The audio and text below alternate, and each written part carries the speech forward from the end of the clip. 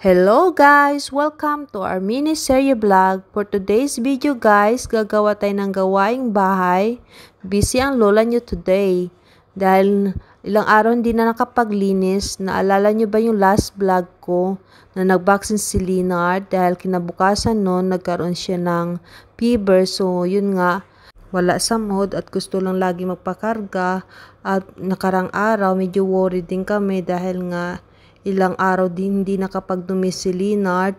At yun nga, tinanong din namin sa doktor, maabot to na 7 to 10 days. Lalo na pag nagbe-breastfeed yung baby, at normal lang naman daw yun. Kaya yung bilangan namin, 7 days hindi nakapagdumi si Leonard. At buti na lang nakarang araw, nakapagpupo na si Leonard. At yun na nga, gumaan pakiramdam ko. Siyempre, ikaw nga as a first time mom, ganun talaga, medyo worried ka sa anak mo. Kayo ba mga mami, naranasan nyo na bang hindi nakapagpupo yung mga anak nyo ng ilang araw? Comment down below na lang po kayo sa mga nanay naka-experience.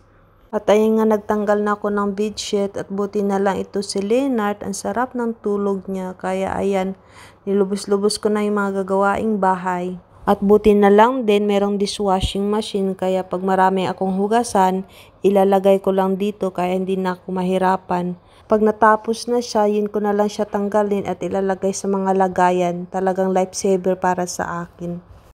At ayan nga, nagluto ako ng lunch para sa akin dahil nga si Max nasa trabaho siya.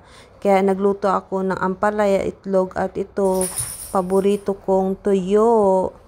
O diba, ang sarap ng ulam ko, talagang busog si Inday. So ayun nga guys, pagkatapos ko kumain ng lunch, ayan, nag-vacuum na ako. At ito naman si Leonard, kahit maingay itong vacuum, tulog pa rin.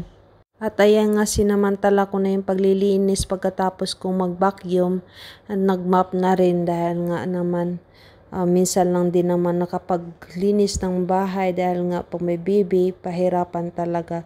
So ayan nga si Leonard, nasarap ng kanyang tulog sa kanyang duyan. Tingnan nyo naman ang kanyang mukha. Hindi ko maintindihan kung bakit ba ganyan.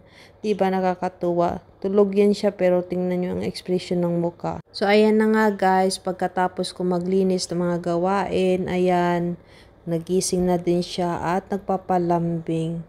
So ayun nga guys, thank you for watching. See you in the next vlog. Please follow and share this video guys. God bless you all. Bye.